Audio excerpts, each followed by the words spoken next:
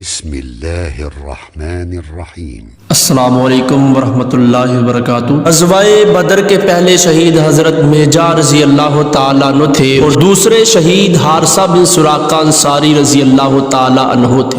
یہ پانی پینے کے لیے حوض کی طرف گئے۔ حوض پر مامور صحابی نے انہیں دشمن کا آدمی خیال کیا، تیر چلا دیا، وہ شہید ہو گئے۔ اس زمانے میں طریقہ جنگ یہ تھا کہ باقاعدہ جنگ شروع ہونے سے پہلے دونوں طرف سے بہادر اپنی صفوں سے نکل کر آتے تھے، دشمن کے لشکر کو للکارتے تھے، کہتے تھے کون ہے جو میرے مقابلے کے لیے آئے؟ کیا کسی میں میرے مقابلے میں آنے کی جرت ہے؟ میں فلاں ابن فلاں ہوں۔ پھر سامنے والے لشکر سے کوئی اس کے مقابلے کے لیے نکلتا، دونوں لشکر اس لڑائی کا نظارہ کرتے۔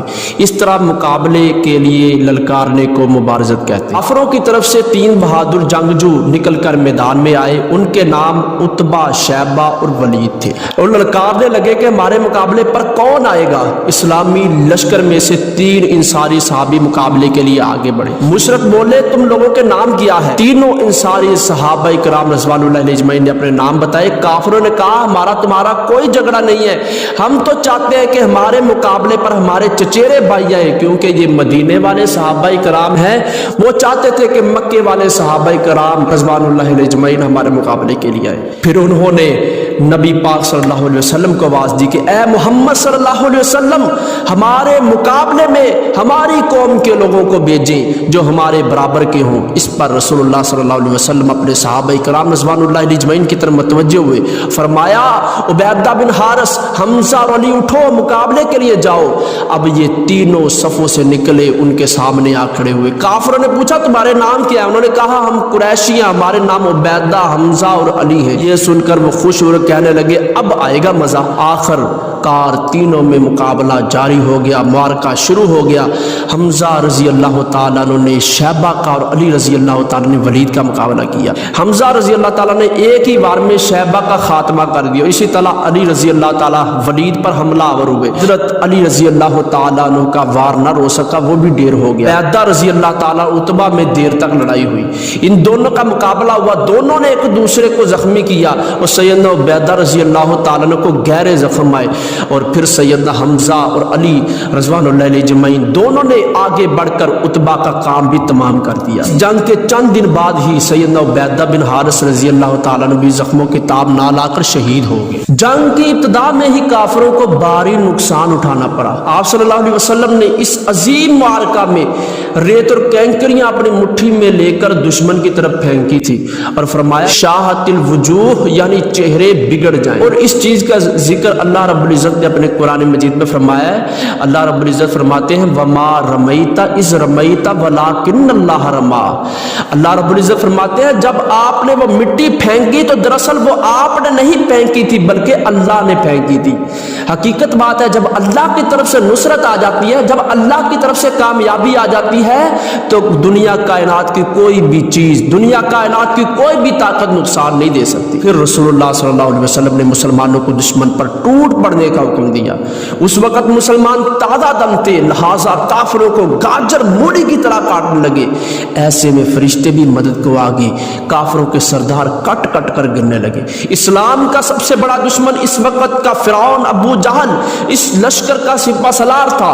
مکہ میں اس نے مسلمانوں پر ظلم کی انتہا کر دی تھی۔ ادھر وہ انصاری نوجوان ابو جہل کی تلاش میں تھے۔ سیدنا عبد الرحمن بن عوف رضی اللہ تعالیٰ نے فرماتے ہیں میدان جنگ میں وہ نوجوان اچانک میرے دائیں بائیں آ کھڑے ہوئے۔ ان میں سے ایک نے پوچھا چچا جان ابو جہل کہاں ہے؟ میں نے کہا بھتیجے تم اس کے بارے میں کیوں پوچھ رہے ہو؟ وہ رسول اللہ صلی اللہ علیہ وسلم کو گالیاں دیتا ہے، لہٰذا میں نے عہد کیا ہے کہ اسے قتل کر دوں گا یا خود شہید ہو جاؤں گا۔ عبد الرحمن بن عوف رضی اللہ تعالیٰ نے فرماتے ہیں اتنے میں دوسرے نوجوان نے بھی مجھ سے یہی سوال کیا ابو جہل کہاں ہے؟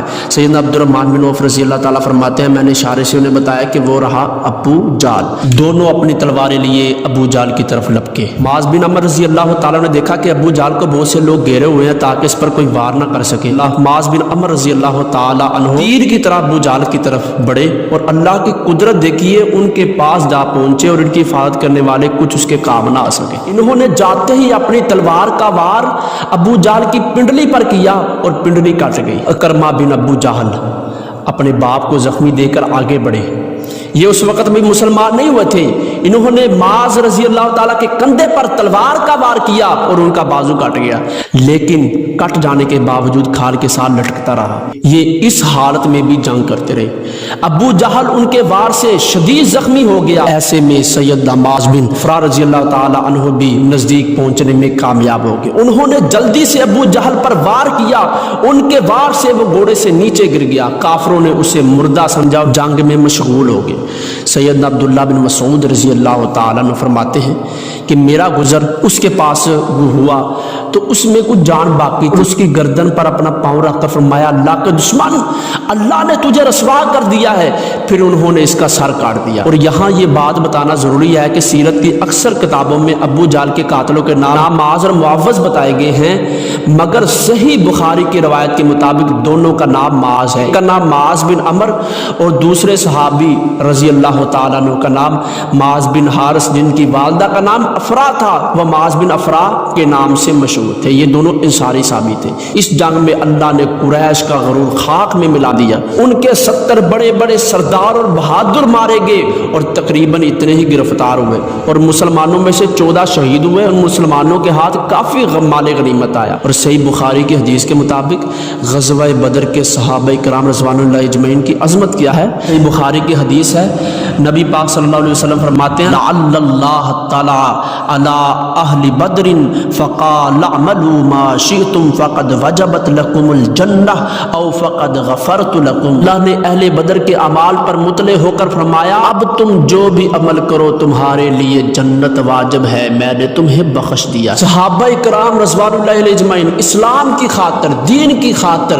نبی پاک صلی اللہ علیہ وسلم کی رسالت کی خاطر کٹ جانا گوارا کر لیتے تھے، لیکن اللہ کی توحید، نبی پاک صلی اللہ علیہ وسلم کی رسالت پر آج بھی نہیں آنے دیتے تھے۔ میں نے آپ کے سامنے جہاں تک ہو سکا اس غزوہ کا مختصر سا تعارف آپ کے سامنے رکھا ہے۔ اللہ رب العزت ہمیں بھی ایسا جذبہ اور ایمان نصیب کرے، اللہ رب العزت ہمیں بھی ایسی رمق اور چمک عطا فرمائے، اللہ رب العزت عمل کی توفیق عطا فرمائے۔ وما توفیق الا باللہ۔ صدق اللہ العظیم۔